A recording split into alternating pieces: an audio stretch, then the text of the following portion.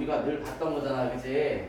이 마을 가문 언어 이러고 봤던 거니까 이거를 잘 이제 생각하면서 봐야 되는데, 여기에서는 선생님이 얘기했듯이 대화의 원리, 화법의 다양성, 언어의 절이라고, 이게 대화의 원리 얘기하는 거고, 이건 블록에서 글쓰기. 그래서 이 파트를 뭐라고 하냐면, 우리가 수능 모의고사나 이런 것들 풀잖아. 풀면 여기에 보면 보통 영역에 니네들이 이제 수능을 볼 때도 마찬가지인데 화법과 장문이 있고 언어가 있어. 근데 언어가 의문의 변동이나 한글 맞춘 것처럼 문법 파트고, 그 다음에 화법과 장문이 보통 이 화법 이 파트야. 그래서 이게 화법이고 이게 장문이라고 생각하면 돼. 그러니까 니네가 선택을 할 때 나중에 이제 2학년 3학년 되면 알겠지만 수능 같은 경우에 볼 때 이런 부분들을 더 쉽게 생각해, 이런 부분들을 더 많이 볼 거야 아마 문법보다. 그러니까 이런 부분들을 정확하게 잘 알고 가야 되는 게 필요한 거야. 무슨 얘기인지 알겠죠? 자, 그래서 처음에 보면 상황과 대상에 맞게 언어의 절을 갖춘다, 그런 것들이 들어가 있는 거고, 그 다음에 듣기, 집단에 따라 듣기와 말하기와 뭐, 그러니까 화법과 장문이라고 쓰면 돼. 여기는 또 글쓰기, 글을 쓸 수 있다 그랬으니까 글쓰기, 쓰기니까. 자, 단어는 연령 같은 경우에는 가볍게 한 번씩 읽어보면서 넘어가면 되고요. 그래서 여기서 언어의 절 소통, 아까 얘기한 대로 그거 나오는 거예요.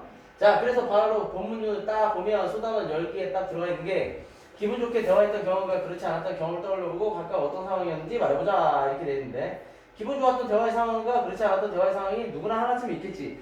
대화를 하면서 기분 좋았던 것과 나빴던 것들이 하나쯤은 있게 된단 말이야, 그죠? 자, 그런 부분들을 얘기를 한 건데 잘 봐. 그래서 얘 같은 경우에는 또 형식도 잘 봐야 돼, 시험 나올 땐. 여기서 보면 학생들의 고민과 그에 대한 상담 내용을 라디오 방송 형식으로 구성한 거다. 자신의 언어 생활을 도와보면서 읽어보자, 이렇게 돼 있어. 그래서 대화를 잘하려면 어떻게 해야 할까 하고 물어보지. 그러면서 안녕하세요 청취자 여러분, 이렇게 돼 있네. 요거 같은 경우가 바로 그거야. 바로 라디오 형식이라는 거. 그치? 자, 우리가 빼먹은 거 없나 잘 생각해가면서 처음부터 또 필기 빠진 것들이나 이런 것들 있으면 보세요. 보면서 적으면서. 자, 라디오 형식이라는 걸 바탕으로 해서 하는 거야. 그래서 오늘 주제는 대화를 잘하려면 어떻게 해야 할까입니다. 이 주제와 관련하여 여러분이 보낸 사연을 살펴보고 이야기를 해보려 합니다.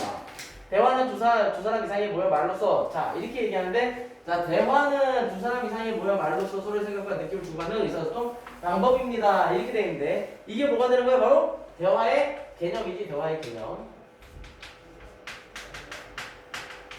대화의 개념이 되는 거야. 하지만 모든 대화가 생각대로 잘 이루어지는 것은 아니지요. 여러분은 대화하면서 어려움을 느낀 경험이 있나요? 대화하다가 마음의 상처를 받거나 반대로 상대방에게 상처를 준 적은 없나요? 다음은 대화를 어떻게 해야 할지 고민하는 학생들이 보내온 사연입니다, 이렇게 되는데, 자, 보통 질문으로 얘기를 할 때 이렇게 질문으로 얘기를 하면, 이렇게 하면 보통 어떤 효과를 주는 거냐면 독자에게 호기심을 유발해 주는 거야. 그 다음에 또 하나는 뭐냐면 호기심을 유발하는과 동시에 관심을 유도해 주는 거야. 나에게도 이런 적이 있었나? 없었나? 이런 것들을 생각하면서 관심 유도를 하게 만드는 거야.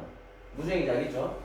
자, 그러면서 얘기를 합니다. 함께 살펴보는 대화를 잘하는 방법을 살펴봅시다. 그래서 오늘의 사연 이렇게 생겼는데, 자, 오늘의 사연이 여러 가지가 방송에, 라디오 방송에 들어온 거야. 제가 친구에게 잘못한 짓 사과를 했는데 친구는 오히려 화를. 부탁할 때에도 방법이 있나요? 제가 부탁한 상대방이. 저는 할머니나 할아버지와 같이 연세가 많은 친구가 대할 때 소통이 잘 안 됩니다. 최근에 친구에게 서운한 일 있었어요? 얼마 전 새로 생긴 떡볶이 가게를. 다음 달에 서울로 전화를 하게 됐습니다. 그래서 고민이 생겼어요, 저는. 이러면서 여러 가지 사연들이 쭉 나오고 있는 거야. 자, 이런 것들을 할 때 얘기를 하면서 필요한 것들을 얘기를 해주는 거야. 대화할 때는 서로 적절하게, 여기서 보듯이 상황과 대상에 맞게 언어의 절을 갖춰야 된다. 중요한 건 상황과 대상에 맞아야 된다는 얘기야. 이 상황과 대상에 맞게끔. 그러니까 상황과 대상에 맞다라는 건 무슨 얘기를 하는 거냐면, 말 그대로 사람과 사람에 따라서 서로 간에 얘기를 할 때 얘기를 하는 거야. 그러니까 어떤 상황이나 그런 것들이 주어지는 경우들, 그 다음에 대상에 따라서 높은 사람이면 나보다 나이가 많고 높은 사람이면 높은 사람에 맞게, 나보다 나이가 낮은 사람한테 어떤 상황에 따라서 맞게, 그 다음에 편하게 대화하는 상황에 맞게, 그런 상황들에 맞게, 대상에 맞게. 자, 그러면서 첫 번째 나오는 게, 대화할 때는 서로 적절하게 순서를 지키며 말을 주고받아야 합니다. 그래서 이거 뭐라고 한다 했어? 기억나시나? 순서교대요. 순서교대. 자, 그래서 대화의 원리가 있을 때, 대화의 원리라고 해서 이걸 대화의 원리라고 하는데, 대화의 원리에는 크게 보통 세 가지가 있다고 보면 돼요. 첫 번째, 여기 나오는 것처럼 순서교대의 원리. 그 다음에 두 번째는 순서교대 원리 다음에 바로 그 공손성의 원리라는 공손성의 원리.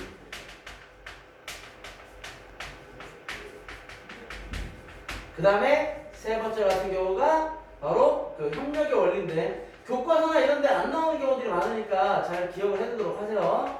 알겠죠?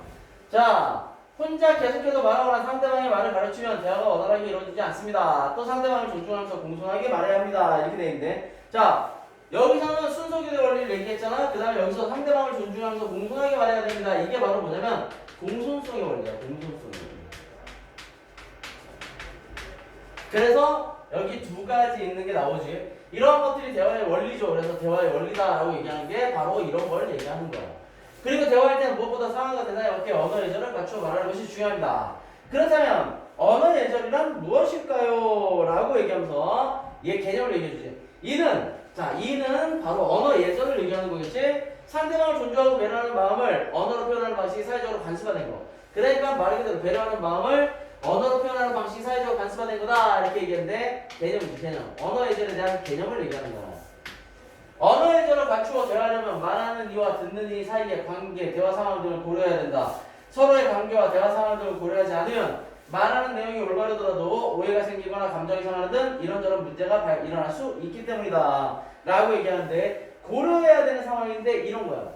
말하는 이와 듣는 이 사이의 관계, 그 다음에 대화 상황을 고려해야 된다. 고려 사항이지, 그지?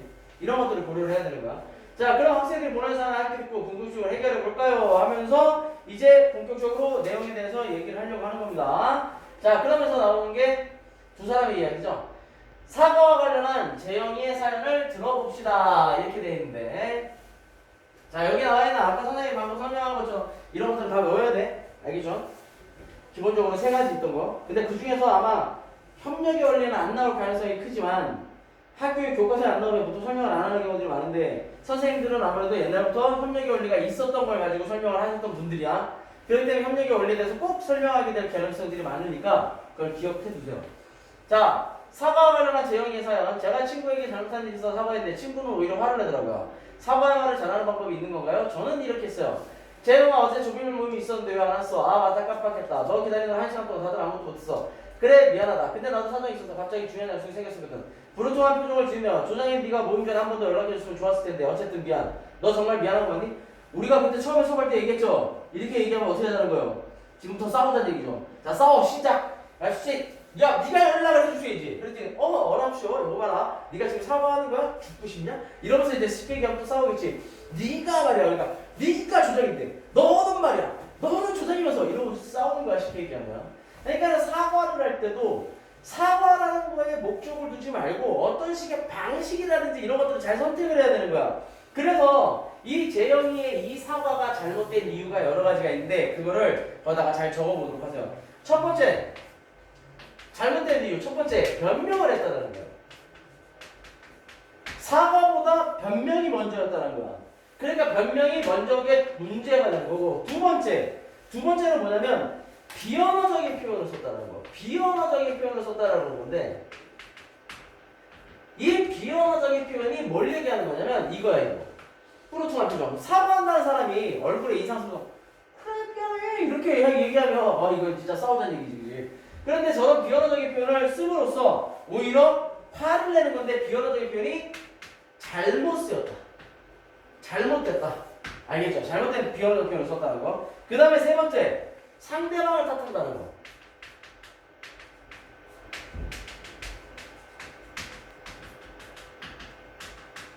상대방을 탓하는 사과도 잘못된 사과예요.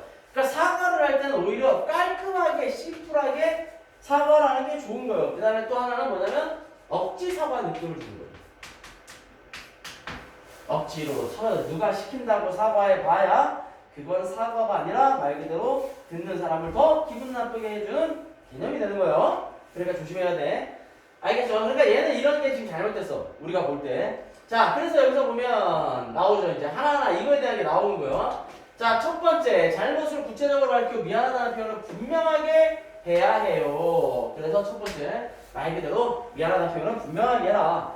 사과할 때는 자신이 무엇을 잘못했는지 구체적으로 말하는 것이 좋습니다. 그래야 자신이 잘못을 명확하게 알고 있다는 것을 나타낼 수 있죠. 그리고 상대방에게 미안하다는 표현을 분명히 해야 합니다. 앞으로 같은 잘못을 반복하지 않겠다는 말까지 한다면 사과의 마음을 더욱더 잘 전달할 수 있을 겁니다. 라고 얘기를 하는데 이렇게 하면 뭐가 이제 긍정적인 요소가 생기냐면 자기 스스로를 돌아보게 되는 거예요.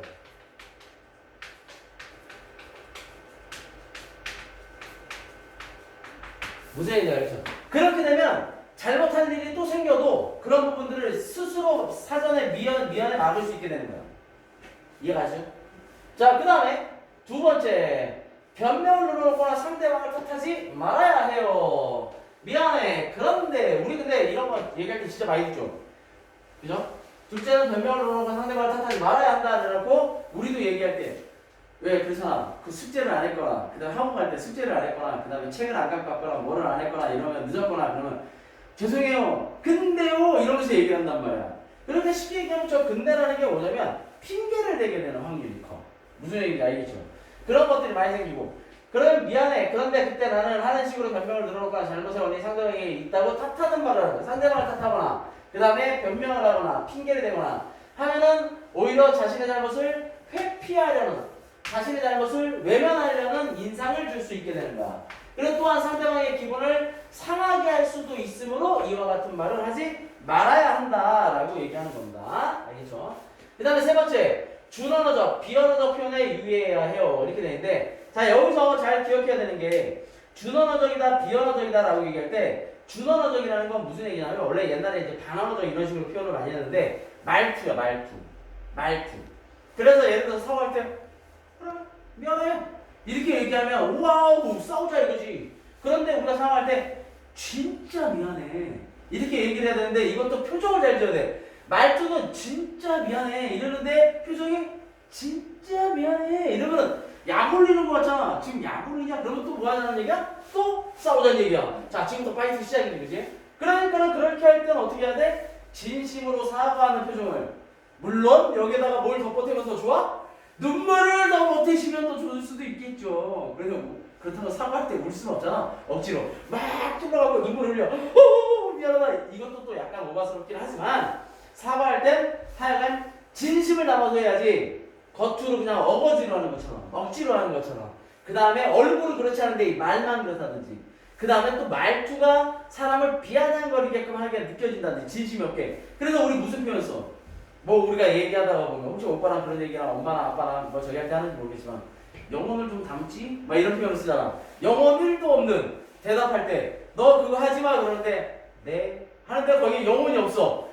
쉽게 얘기하면 이렇게 들어가고 바로 여기서 이렇게 쭈르르 빠져나가는 얘기에 그냥 의무적으로 답하는 거야.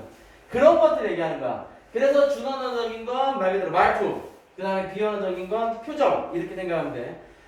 대화에서 말의 내용 못지않게 중요한 것이 말의 속도나 어조, 목소리의 크기 등과 같은 준언어적 표현이다.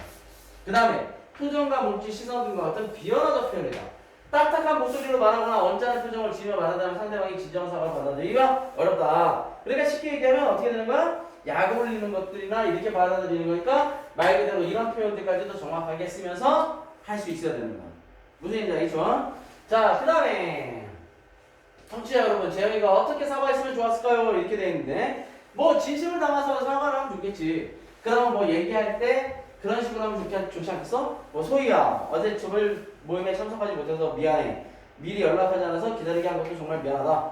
부득이한 사정이 생겨서 참석하지 못할 때 미리 연락을 하겠다. 근데 내가 연락하지 못한 것에 대해서 정말 미안하다. 이렇게 얘기를 하는데 그렇게만 얘기하면 깔끔하게 해결할 수가 있겠지, 그치? 사과는 명확하게 해야 되는 게 중요한 거고요. 그 다음에 두 번째는 이제 뭐냐면 부탁에 관한 거예요. 자, 부탁과 관련한 명찬이의 사연을 들어봅시다. 부탁할 때도 방법이 있나요? 제가 부탁하면 상대방이 기분 나빠하는 것 같아요. 저는 이렇게 했어요. 연우야, 오늘 나 대신 교실 청소 좀 해줘. 응, 나 오늘 옆반 애들이랑 축구 시합을 하기로 했는데 왜 너 무슨 일 있어? 그냥 좀 바빠서 그래. 째째하게 굴지 말고 좀 해줘. 야, 너는 부탁하는 애가 뭐 그러잖아. 그러는데 이것도 뭐 하자는 얘기야? 싸우자는 얘기죠. 쉽게 얘기하면. 그죠? 부탁하는데 야, 나 대신 교실 청소 좀 해주라. 왜? 뭔 일 있어? 아이, 야, 그러지 말고 그냥 좀 해줘. 뭐 째째하게 친구끼리 그래. 장난이야? 막 이런 식으로 얘기를 하면 좀 해주면 되지. 그러면 밑에는 죽고 싶냐? 네가 해. 그러면서 또 싸우겠지. 그러면 친구끼리 넘어간 거 아니냐? 뭐 이렇게 얘기하면 친구는 개뿔 뭐 이러면서 이제 쉽게 얘기하면 그렇게 되면 뭐 하는 거야? 카톡으로 서로 싸우고 평가를 하고 누가 잘했네, 제가 잘했네, 얘가 잘했네 또 그러고 싸우고 앉아있는 거지. 이렇게 하면 잘못하는 건데 여기서는 또 잘못한 게 있어요. 얘가 잘못한 것들을 우리가 또 정리를 똑같이 해봅시다. 부탁을 할 때 첫 번째 부탁이 적절하지 않은 게 첫 번째는 뭐냐면 상대방의 입장을 고려하지 않았다.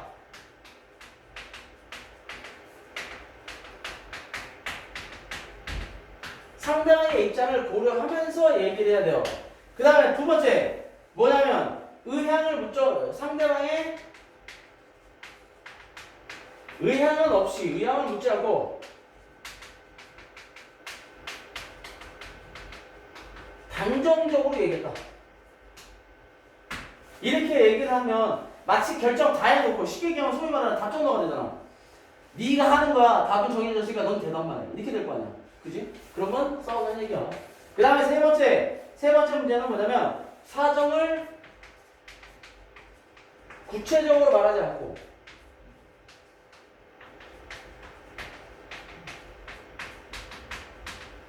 비난만 하는 거지. 그러면 문제가 새는 거야. 무슨 얘기인지 알겠죠? 비난하듯이 말하면 절대로 안 돼요. 자, 그러면 내용을 또 하나씩 보면 부탁은 이렇게 하세요. 그러면서 이제 필요한 것들을 얘기를 하죠. 첫 번째, 상대방의 상황을 살펴야 한다. 그러니까 첫째는 상대방의 상황을 살펴야 돼요. 부탁은 상대방이 어떤 것을 요청하는 말이므로 상대방의 교청을 들을 수 있는 상황인지를 먼저 살펴야 합니다. 상대방의 처지를 고려하지 않고 자신의 요구만 앞서 말한다면 상대방의 기분을 상하게 할 수 있습니다. 그 다음에 자, 이거 지워도 되겠죠? 둘째, 상대방이 부담을 덜 느끼도록, 그러니까 상대방이 부담을 덜 느끼도록 공손하게 말해야 된다. 그래서 여기서 이제 공손성의 원리가 들어가는 건데, 부탁할 때는 상대방이 부담을 덜 느끼도록 공손한 표현을 사용하는 것이 좋습니다. 괜찮다면 할 수 있어 등과 같은 표현이나 조금 잠깐만 등과 같은 표현을 사용하면 상대방이 부담을 덜 느낄 수 있습니다. 이렇게 되어 있는데, 그러니까 괜찮다면 뭐뭐 할 수 있어 이렇게 되면 여지를 주는 거지. 이런 여지를 주면서 부담을 어떻게 되는 거야? 떨어뜨리는 거야. 쉽게 얘기하면. 무슨 얘기인지 알겠죠? 그 다음에 조금 잠깐만 등과 같은 표현을 사용한다 이렇게 되게 되면 이것도 마찬가지로 부담을 떨어뜨릴 수 있는 문제, 그러니까 쉽게 얘기하면 부담이 크지 않다라는 것들을 어필할 수 있게 되는 거야. 무슨 얘기인지 알죠? 그래서 이게 우리가 보통 공손성의 원리다라고 얘기를 하는데, 공손성의 원리에 들어가는 게 뭐냐면 이 공손성의 원리는 이렇게 정리를 할 수 있어야 돼요. 보통 5개가 있어요. 5개. 기억날지도 모르겠어요. 첫 번째는 뭐냐면 요령의 경률이에요. 요령의 경률이고, 두 번째는 관용의 경률. 이렇게 되어 있는데 이런 게 바로 여기에 해당이 되는 건데요. 요령의 경률 같은 경우에는 뭐냐면 상대방으로 하여금 내가 무슨 얘기를 했을 때 상대방이 부담을 줄이고 그 다음에 이익을 늘릴 수 있는 표현을 해주는 거야. 무슨 얘기인지? 그래서 상대방으로 하여금 얘기를 들을 때 내가 상대방에게 얘기를 할 때 상대방의 부담을 줄여주는 거야. 그래서 네가 괜찮다면 이런 식으로, 그 다음에 조금 잠깐만 도와주면 그러면 상대방의 입장에서 부담이 줄잖아. 그래 부담이 크진 않겠다 이렇게 되는 거고, 그 다음에 이익을 늘려주는 거지. 대신 내가 뭐뭐 하게 할게 이렇게 된다든지, 뭐뭐 해줄게 뭐 이렇게 된다든지, 도와줄 때 내가 그것만 해주면 내가 다 정리해줄게 이렇게 하면 상대방의 입장에서는 그게 좀 줄잖아. 그지?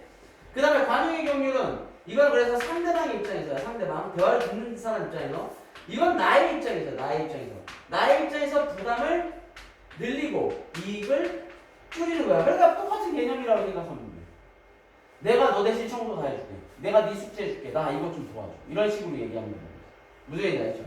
그 다음에 세 번째가 뭐냐면 바로 찬동이라고 그러는데, 혹은 찬동의 경률이거나 뭐라고 그러냐면 칭찬의 경률이라고 해요. 칭찬의 경률. 이렇게 하는데 뭐라는 얘기에서 상대방에게 칭찬을 많이 해줘라 이 얘기하는 거예요. 상대방에게 칭찬을. 그 다음에 네 번째는 뭐냐면 겸양의 경률. 그러니까 말하자면 네가 이제 뭐 발표를 잘했어. 겸양의 경률이라는데, 이 겸양의 경률이라는 건 다른 말로 하면 뭐냐면 겸손하다 이거야. 발표를 잘했어. 그래갖고 너 발표 잘한다 이랬더니 제가 좀 해요.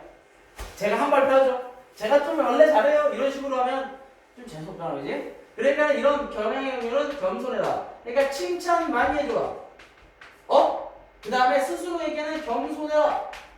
이게 다운 이렇게 해갖고, 이건 또 마찬가지로 누구에게? 상대방의 입장에서. 이거는 누구 입장에서? 내 입장에서 하는 거야. 알겠죠? 그 다음에 마지막에 5번째 있는 게 뭐냐면 동의의 경률이에요. 동의의 경률. 그래서 동의의 경률이라는 개념은 뭐냐면 이렇게 생각하면 돼. 먼저 상대방이 얘기하는 거를 내가 나랑 의견이 맞지 않는다 해서 무조건 먼저 부정적으로 받아들일 게 아니라 먼저 상대방의 입장에 동의를 해주고 그리고 나서 그 뒤에 자신의 생각을 밝혀라 이거죠. 쉽게 얘기하면. 그러니까 누군가가 나한테 뭐 말하자면 너한테도 얘기하듯이 갈 때 뭐를 먹자 이렇게 얘기했어. 근데 나는 그걸 별로 안 좋아해. 그리고 오늘은 좀 피곤해서 먼저 가야 돼. 근데 싫어 너랑 뭐 이렇게 가면 기분 나쁠 수 있으니까. 그럴 때 야 나도 먹으면 너무 좋은데 오늘 힘들게 했더니 오늘 좀 빡치네. 가서 좀 쉬어야 되겠는데 우리 그러지 말고 내일 아무것도 없잖아. 내일 만나서 먹자. 이렇게 얘기하면 상대방 입장에서 이해가 되잖아. 그럼 배려해 줄 수 있잖아. 그지? 그런 얘기들이 필요하다라는 거예요. 무슨 얘기인지 알겠죠? 자, 여기에는 그래서 여기에 들어가는 게 바로 이 두 가지 경률이 이렇게 들어가는 거다라고 생각하면 돼요. 이해하십니까? 자, 그 다음에 셋째. 부탁하는 까닭을 말해야죠. 부탁하는데 부탁하는 까닭이 없이 예를 들어서 성훈이한테도 선생님이 얘기하는데 성훈이한테 예를 들어서 다음 주 수업이 있는데 내가 좀 무슨 일이 있는데 묻지도 않고 저기한테도 의견도 없이 야 다음 주는 수업 8시다? 이래버리면 난 8시에 뭐 있을 수도 있는데 약속이 있을 수도 있는데 너 수업 없잖아 8시 와 그리고 가면 우와 진짜 선생님이 아무리 선생님이지만 너무한 거잖아. 그럴 때는 어떻게 해야 돼? 부탁을 해야지. 이래저래 해서 선생님 다음 주에 이러는데 너 다음 주에 혹시 8시에 시간 되겠니? 시간 되면 학원 수업은 없지? 다른 학원은 없지 않니? 그럼 8시에 수업하는 건 어떨까? 라고 물어봤을 때 네가 그러면 그 얘기했을 때 싫어요! 이렇게 얘기할 확률보다 누구든 알겠습니다 라고 얘기할 확률이 더 좋겠지. 사실은 사람이 그래서 우리가 가는 말이 고와야 오는 말이 없다고 말을 잘하면 돌아오는 말도 고울 수밖에 없잖아. 그치?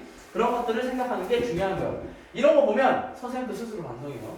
자, 그래서 셋째는 부탁하는 까닭을 말해라. 부탁하는 까닭을 설명하지 않았을 때 무턱대고 부탁을 하면 상대방은 부탁하는 상황을 이해하기 어렵다. 그렇기 때문에 때에 따라서는 상대방에게 무례하다는 느낌을 줄 수도 있으니 어떻게 해야 된다? 그런 것들을 해야 된다. 그래서 뭐냐면 이거는 상대방의 처지 그 다음에 상대방의 처지와 그 다음에 상대방의 상황 처지와 상황 이런 것들을 다 고려해서 얘기를 해야 된다라고 얘기를 하는 거야. 근데 이걸 얘기를 하면 당연히 부탁의 확률이 높아지지. 그래서 요 뒤에 청취자 여러분 명찬이가 어떻게 부탁하면 좋았을까요? 그랬을 때 이런 거는